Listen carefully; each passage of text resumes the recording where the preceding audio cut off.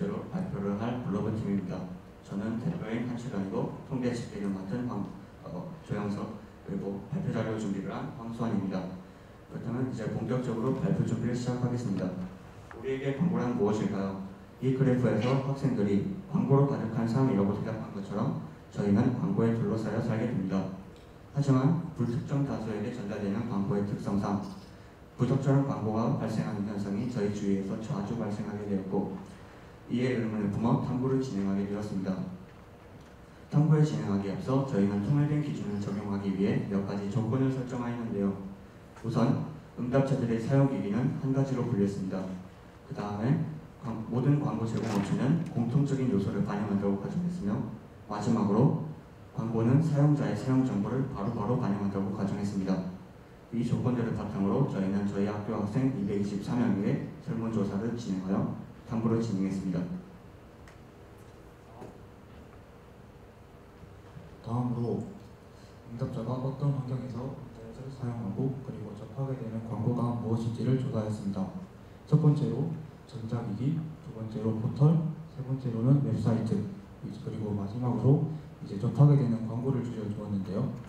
전자기기에서는 가장 많은 스마트폰을 기준으로 두었고요. 포털에서는 여기 보이는 세 가지 기업을 기준으로 삼았습니다. 그리고 웹사이트에서는 각 사이트의 용도를 기준으로 삼았고요. 마지막으로 광고에서는 사용자의 연관성에 기준을 두었습니다. 네, 이어서 광고에 대한 민감도에 따라 저희는 몇 가지 분류를 해봤는데요. 우선 저희는 광고에 대한 민감도라는 애매한 주제를 확실히 하기 위해서 광고에 대한 반응과 광고에 대한 전환도, 사실상 여기에서 쓰이는 전환도는 광고에 대해서 그 광고를 본 사람이 얼만큼 영향을 받는가, 그것을 주제로 해서 저희는 통계를 내었습니다. 광고에 대한 반응의 경우에는 탐색 후 클릭, 바로 치운다와 같이 자신이 바로 즉각적으로 대응하는 경우를 민감하다고 설정하고, 그 이외의 경우를 둔하다고 설정하였습니다. 그 이후에 광고에 대한 전환도, 즉 영향을 받는가의 여부에서 저희는 영향을 받지 않는다, 이것을 둔하다라고 설정하였고, 영향을 받는다를 민감하다고 설정하였습니다. 이러한 상황에서 저희는 각각 민감하다를 1점, 둔하다를 0점으로 설정하여 0점의 경우 둔하다, 2점의 경우 민감하다라고 설정하였습니다. 저희들이 이렇게 해서 집계를 내어본 결과 민감하다가 훨씬 더 많은 사람을 차지하고 있다는 걸 알 수 있었습니다. 저희는 이후에 한 가지 질문을 갖게 되었는데요. 광고의 민감성에 따라 광고를 더 많이 불편하게 느끼지 않을까였습니다. 그래서 저희는 우선 어떤 광고가 가장 불편한가, 그걸 확인하기 위해 설문조사를 한 가지 더 해봤는데요. 거기에서 알게 된 것은 광고가 사이트와 관련이 없는 팝업 광고가 가장 불편하다라는 통계가 나왔습니다. 이후에 저희는 앞서 말씀드렸다시피 광고를 부적절하게 느끼는 것과 민감도를 확인하기 위해서 부적절한 광고를 얼만큼 자주 느끼는가, 이것을 통계를 내었는데요. 이것과 앞서 말씀드린 민감도를 연결지어 볼 때 저희가 예상했던 것은 민감하게 느낄수록, 즉 민감하다일수록 보다 많은 광고를 불편하다라고 생각했는데, 실제 통계를 내어본 결과 민감하다, 보통이다, 이 두 개의 경우 오히려 가끔 광고가 불편하다라고 느꼈고, 오히려 둔하다라고 느낀 사람들이, 둔하다라고 저희가 도출해낸 사람들이 오히려 훨씬 더 많은 대부분의 광고가 불편하다라고 느낀 걸 알 수 있었습니다. 저희는 이후에 앞서 말씀드린 가설이 틀린 걸 알게 됐고, 부적절한 광고가 과연 어떤 것과 연관이 있을까, 그 상관성을 찾기 위해 새로운 가설을 제시하는데요. 그것이 바로 앞서 말씀드린 주로 접속하는 웹사이트에 따른 광고의 부적절성입니다.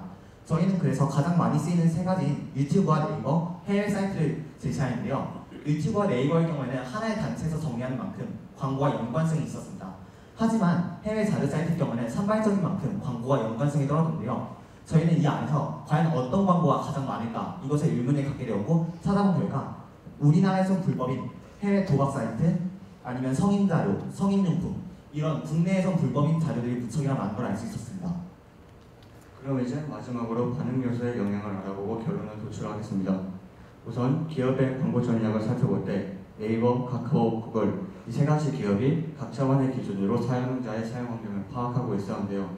저희는 이 자료를 각각의 정책들을 살펴보고 세 가지로 정리했습니다.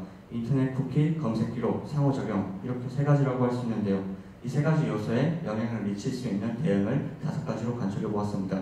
무시, 바로 종료, 기록 삭제, 광고 신고, 프로그램 사용라고 할 수 있는데요. 저희는 이 5가지의 대응을 대응의 적극성에 따라서 분리해서 아래 탐구에 적용하였습니다.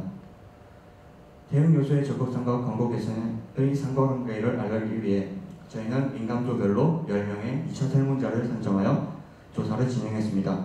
대응 전과 대응 후의 부적절한 광고 횟수를 질문하여 그 횟수 차이 폭을 조사하였는데요. 그 결과 대응이 적극적일수록 부적절한 광고 개수 폭이 큰 것으로 보아 개선이 더 잘 이루어졌다고 보았습니다. 하지만 민감도별로 10명을 선정하였지만 이 민감도별로 설정한 2차 설문자에게서 대응의 선택에 있어서 또 경향성은 없었던 걸로 파악되어 민감도와 대응 요소의 상관관계는 없다고 파악했습니다. 아까 보았던 인터넷 쿠키 검색 기록 상호작용 이 세 가지 요인에 가장 직접적으로 영향을 줄 수 있는 것은 기록 삭제라고 할 수 있는데요. 인터넷 기록 삭제를 한다는 68% 중에 대부분이 광고가 개선되었다고 말하는 것을 보아 인터넷 기록 삭제는 사용자의 사용 환경을 새롭게 파악함으로써 광고를 개선할 수 있는 것으로 나타났습니다. 위 과정의 탐구를 정리하여 결론을 내어보자면 해외 기반 사이트에서 부적절한 광고의 게재 비율이 높음을 알 수 있었습니다. 저희가 인터넷을 사용할 때 한 가지 목적을 가지고 한 가지 사이트만 들어가는 것이 아닌 만큼 부적절한 광고는 언제 어디서든 누구에게나 나타날 수 있음을 알려주었습니다.